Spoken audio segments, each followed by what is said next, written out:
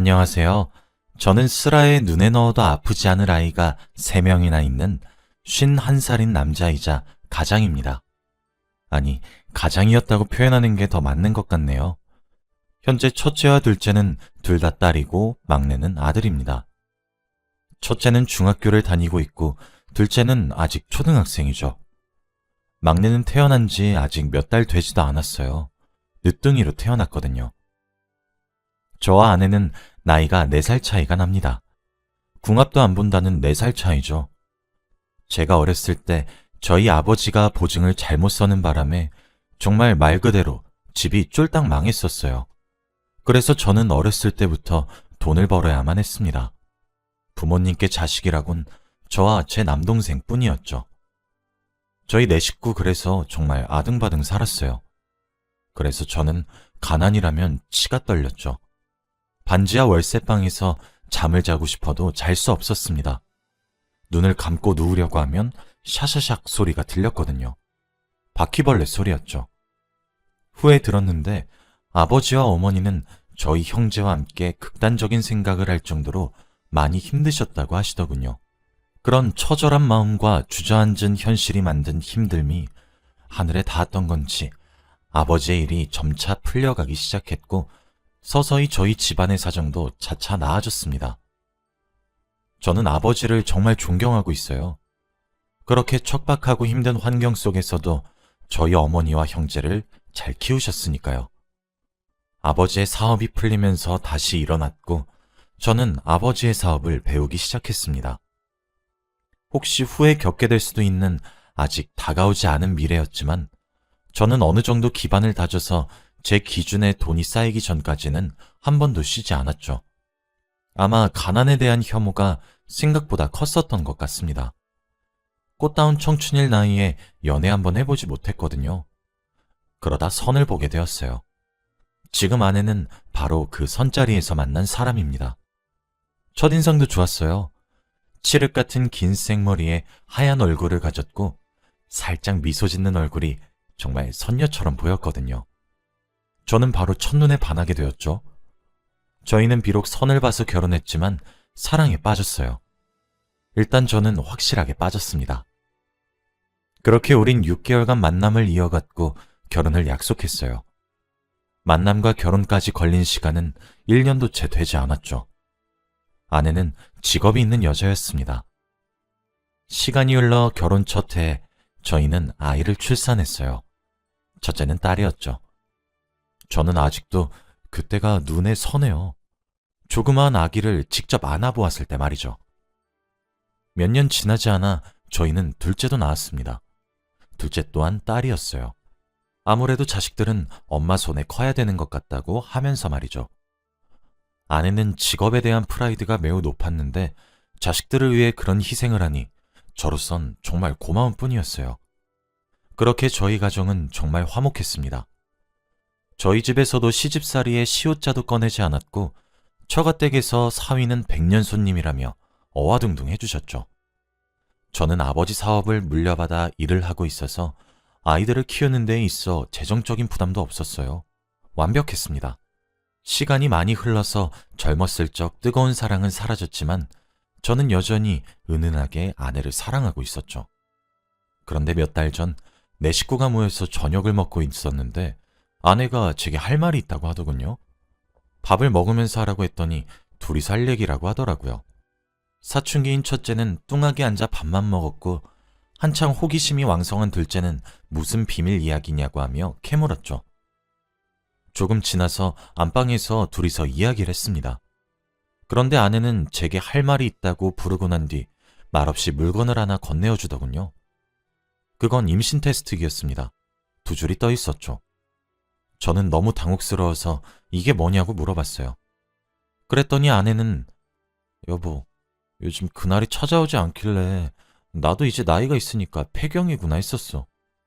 그런데 오늘 속이 너무 메스껍고 몸살 기운도 있는 것 같고 딱 우리 애들 임신했을 때랑 똑같더라고. 그래서 혹시 몰라서 낮에 약국에 가서 임신 테스트기 했더니 2줄이 나왔어. 그러고 바로 산부인과에 가서 검사했더니 임신 8주래. 라고 얘기를 하며 제게 초음파 사진도 건네더라고요. 저는 얼떨떨해서 한참이나 초음파 사진만 뚫어져라 쳐다봤습니다. 아무런 말도 하지 않은 제 반응이 어색하고 무서웠던 건지 아내는 옆에서 말을 계속 걸었어요. 저는 여보, 그래도 우리 나이가 있잖아. 이러다가 여보 몸 상하면 어떡하려고? 라고 조금 회의적이게 말을 했죠. 아내는 그래도 이미 생긴 아이잖아. 난 낳고 싶어. 당신이 돈을 못 벌어다 주는 것도 아니고. 응? 이라며 낳자고 하더라고요. 그래서 저희 부부는 신이 주신 선물이라고 생각하기로 했어요. 늦둥이지만 낳기로 결심했죠.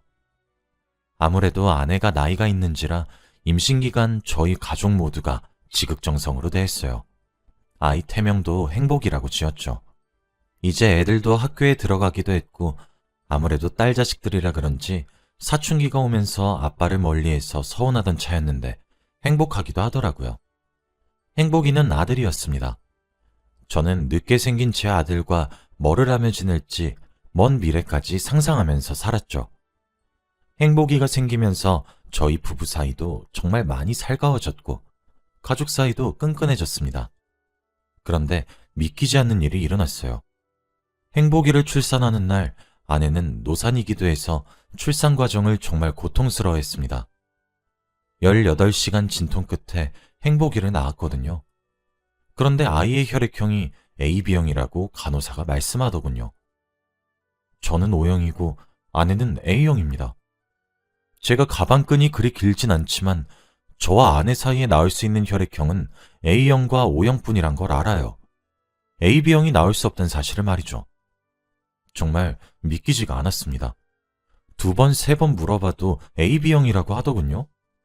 그러면서 처음 신생아일 때 아이의 혈액형은 산모의 DNA가 섞여 있어서 그리 정확한 편은 아니라고 추후에 따로 검사를 받아보는 게 더 정확할 것 같다고 하시더군요.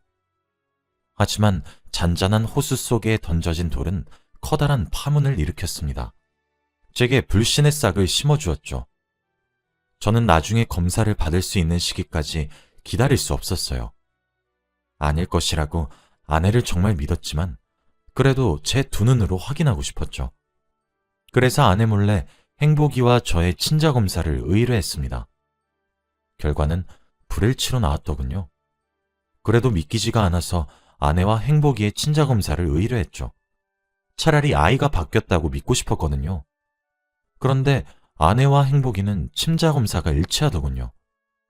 그렇게 저는 절망에 빠졌습니다. 마음 같아선 아내에게 소리를 지르고 화를 내고 싶었어요. 하지만 어떻게 며칠 전에 노산으로 아이를 힘겹게 낳은 아내에게 그럴 수 있었겠습니까? 아내는 제가 뒤에서 이런 검사를 한 것은 꿈에도 모르는지 행복이와 제가 어디가 어떻게 닮았는지 제잘제잘 떠들어대더군요. 그래서 그냥 이 사실을 제 가슴에 묻기로 결심했습니다. 이미 낳아버린 아이이고 저와 아내 사이에는 첫째 딸과 둘째 딸이 있었으니까요. 마음 같아서는 저도 용서하고 싶지 않았지만 아이들을 위해 덮고 넘어가려고 했어요. 비록 행복이가 제 혈통으로 생긴 아이는 아니었지만 아내가 임신한 동안에 아내뿐만 아니라 저도 행복이를 제 자식이라 여겼으니까요. 아내가 몸을 추스리고 난 후 그 부부는 정리하고자 마음먹었습니다. 그리고 이왕 이렇게 마음을 먹은 이상 저와 아내 사이에 자식이 없어야 된다고 생각했어요. 제 불안의 씨앗을 사라지게 만들기 위해서였죠. 그래서 그 발걸음을 내딛고자 했습니다. 만약 정말로 저와 제 아내 사이에 늦둥이가 또 생겨버린다면 그 길고 긴 임신 기간 동안 저는 너무 괴로울 것 같아서 그 싹을 아예 없애버리려고 했죠. 비뇨기과에 내원해서 더 이상 아이를 가지지 않을 수 있는 수술을 하고 싶어서 왔다고 했습니다. 정관 수술을 하는 이유는 아이가 셋이라서 하고 싶어서 그런다고 말을 했죠. 그리고 검사를 받았는데 진짜 저는 믿기지 않는 결과를 듣게 되었습니다. 제가 원래부터 임신 계획조차 할 수 없는 몸이라고 말씀해 주시더라고요. 의사 선생님은 제게 결과를 알려주시며 조심스레 말씀을 했습니다. 슬아에 자녀가 셋이나 있다고 했는데 친자검사를 의뢰해보는 것이 어떻겠냐고 말이죠. 진짜 그 결과를 들었을 때 참담함과 비참함, 그런 온갖 감정이 들었어요. 말로 표현이 잘 안 되는 것 같네요.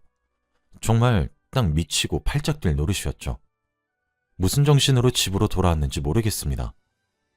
집으로 돌아온 저는 일단 아무렇지 않은 척을 했어요.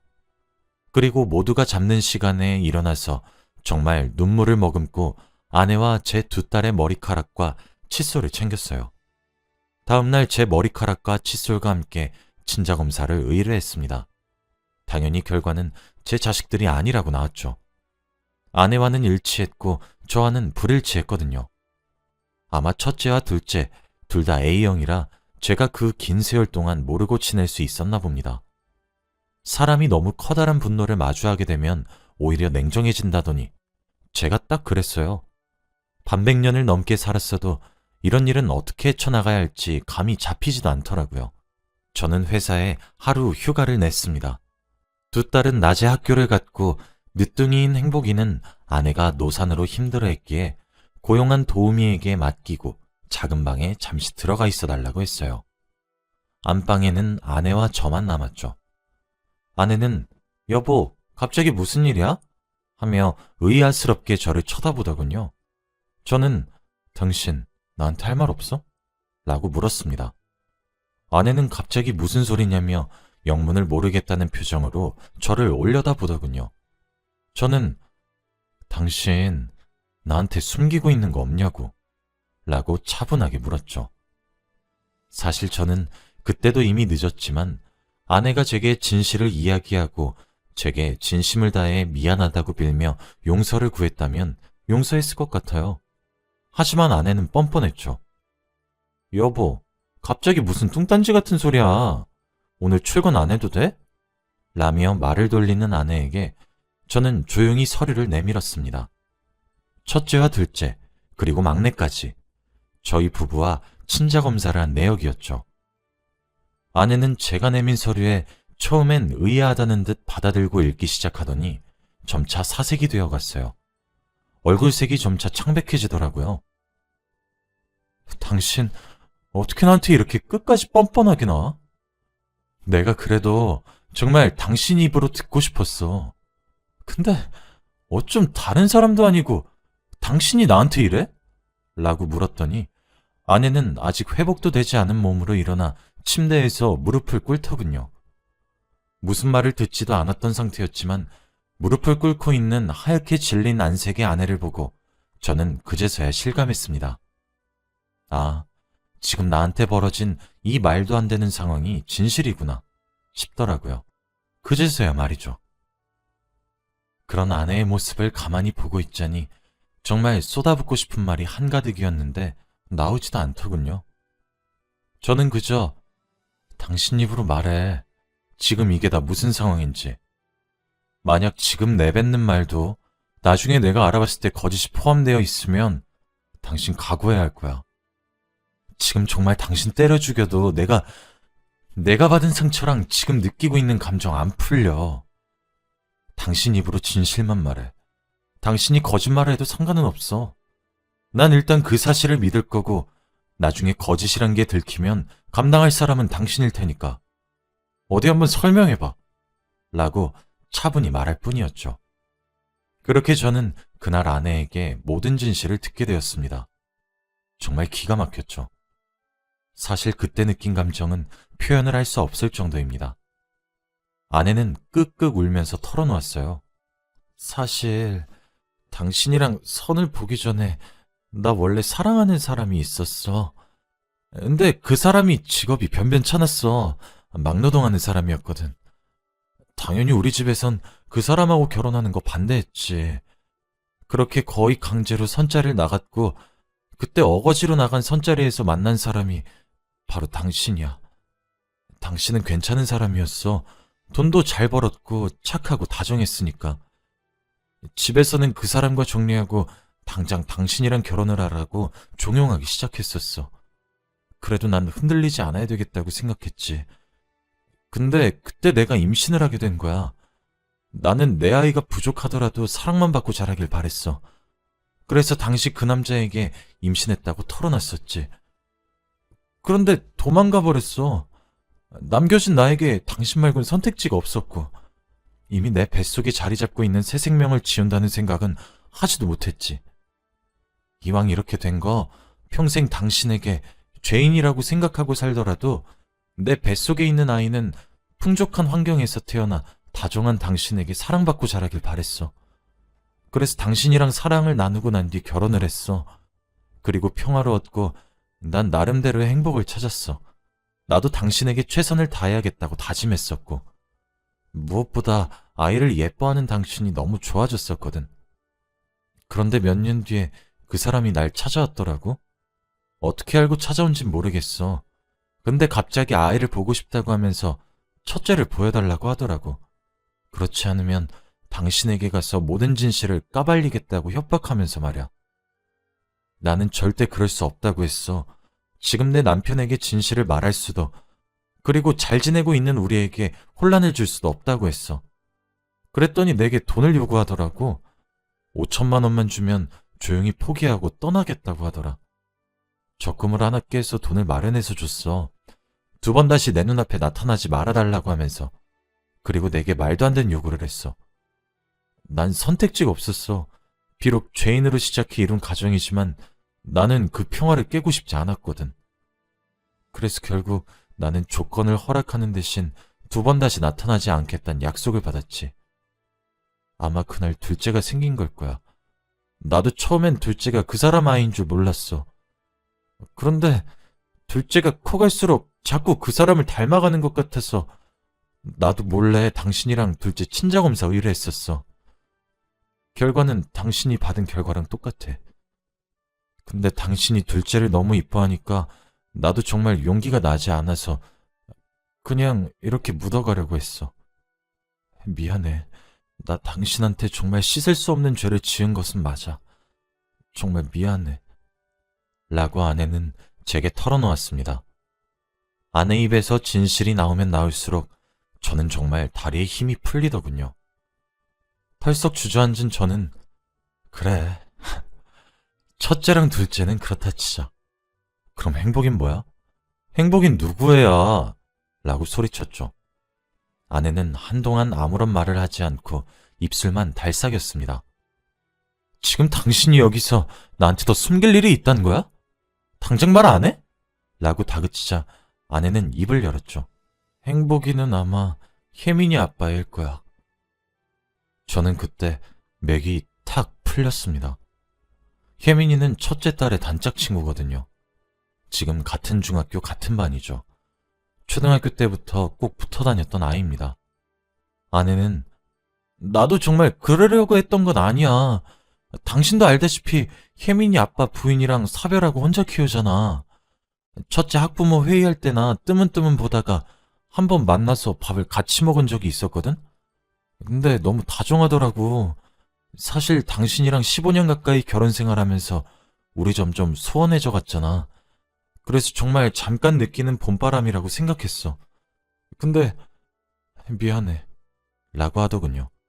저는 결국 끝까지 붙잡고 있던 이성의 끈을 놓아버렸습니다. 당신 미쳤어? 정신이 어떻게 된 거 아니야? 아니면 남자의 눈이 멀었어? 어떻게 하나도 아니고 셋을 속여? 어떻게 날 이렇게 기만하냔 말이야. 만약 이번에 낳은 애도 혈액형이 A형이었으면 날 평생 속일 작정이었단 거잖아. 그리고 당신은 우리 사이가 옛날처럼 불타는 사랑이 아니라서 그저 우리 관계가 소원해져서 불륜을 저질렀던 게 지금 자랑이야? 그게 말이나 된다고 생각하냐고. 어쩜 그딴 걸 이유라고 갖다 붙이는 거야? 라고 소리를 질렀습니다. 아내는 제가 쌍욕을 하고 소리를 질러도 무릎을 꿇고 눈물을 흘리며 그저 미안하단 말만 앵무새처럼 반복했어요. 사실은 아내가 정말 최근에 낳은 아이 아빠가 혜민이 아빠가 아니라 결혼 전 그 남자의 아이였다고만 했어도 사실 용서했을 겁니다. 애들이 무슨 죄가 있겠어요? 안 그런가요? 이미 내 자식으로 10년 이상을 키워왔고 그래서 아내를 용서했을 거예요. 그런데 막내 아빠가 혜민이 아빠라뇨. 첫째, 둘째 아빠도 그 사람이란 것도 기가 막혀 죽겠는데 어떻게 첫째의 단짝 친구의 아버지란 작자가 막내의 아빠겠냐는 말입니다. 저는 이혼을 결심했습니다. 이혼해. 협의이혼으로 하자. 내가 그동안 같이 산 예정을 봐서 위자료는 청구하지 않을게. 그냥 조용히 몸만 가지고 나가. 당신이 날 속여먹은 그 10년이 넘는 그 세월 동안 첫째랑 둘째는 내가 딸로 생각을 해버렸으니까 두 아이는 내가 계속 키울 거고, 아이들이 커서 어른들의 사정을 이해할 수 있는 나이가 되면 이혼하게 된 이유도 상세히 말할 거야. 근데 당신이 최근에 낳은 막내? 걘 내가 안 키워. 혜민이 아빠한테 가서 양육비를 내놔라 난동을 피우든 고성을 지르든 상관도 하지 않을 테니까 막내만 데리고 몸만 조용히 나가 라고 통보했죠. 아내는 제게 미친 듯이 빌기 시작했습니다. 여보, 제발 이혼은 안 돼. 내가 잘못했어. 내가 정말 미안해. 죽을 죄를 졌어. 진짜 평생 당신한테 죄인으로 살게. 어? 제발 이혼하자고만 하지 마. 라며 바지가랑이를 잡고 매달리더군요. 저는 그런 아내를 뿌리치며 말했습니다. 아니, 내가 봤을 땐 당신 그거 정신병이야. 일주일 안으로 짐 싸서 친정으로 가든 혜민이 아빠 집으로 들어가든 당신 알아서 해. 일주일 안으로 집에서 막내랑 당신 안 나가면 그땐 내가 어떻게 하나 한번 지켜봐. 당신도 알지? 나 지금 많이 참고 있단 거 말이야. 라고 말이죠. 그리고 저는 집을 나왔어요. 일주일 뒤 집으로 돌아가 보니 아내는 친정으로 간 모양이더라고요. 처가댁에서 전화가 오는데 아내 입에서 어떤 말을 들었는지 몰라도 제게 미안하다고 염치 없지만 용서해주면 안 되겠냐고 하더군요. 저는 더 이상 제게 연락하지 않으셨으면 좋겠어요. 아내한테 모든 진실을 들으셨으면 제게 전화 이렇게 못하세요, 장인어른. 지금 장인어른이랑 장모님이 알게 된 일은 빙산의 일각일 겁니다. 두 번 다시 제게 전화하지 마세요. 라고 끊었어요. 아직 저희 부모님께는 말을 하지 못했습니다. 나이도 많이 드셨는데 어떤 충격을 받을지 몰라서 조심스럽네요. 현재는 아내에게 협의이혼 서류를 내밀었지만 아내는 그저 미안하다, 잘못했다고 말을 하며 제게 매일같이 연락을 해옵니다. 계속 질질 끌 것 같아 조만간 마무리 지으려고 해요. 협의이혼을 해주지 않는다면 이혼소송을 하는 쪽으로 생각하고 있습니다. 변호사도 알아봐야 되겠죠. 초등학생 딸은 엄마를 매일 밤 찾지만 눈치를 보는 듯합니다. 중학생인 첫째도 엄마를 찾을 줄 알았는데 그렇지도 않네요. 마냥 사춘기라고만 생각했던 딸인데 며칠 전엔 글쎄 그 작은 몸으로 퇴근한 저를 꼭 안아주면서 아빠 힘내 라고 하더군요. 아이가 아장아장 걷고 다니고 아빠라고 처음 불렀을 때가 엊그제인 것 같은데 벌써 다 컸나 봅니다. 아마 첫째에게는 제가 조만간 진실 중 일부분을 얘기해도 될 것 같다는 생각이 드네요. 그리고 나서 둘째는 첫째와 제가 어떻게든 달래보려고 해요. 사실 아직은 아무것도 정리된 것이 없어요. 하지만 그저 가난을 피해보겠다고 열심히 앞만 보고 달려서 그런지 이런 일을 하소연할 친구조차 근처에 하나 없다는 사실은 조금 슬프네요. 그래서 이렇게 글을 쓰게 되었습니다. 제 긴 하소연을 읽어주셔서 감사해요. 읽어주신 분들 모두가 제게 주어진 이 시련들을 잘 풀어갈 수 있길 기도해 주세요. 제 이야기를 들어주셔서 감사합니다.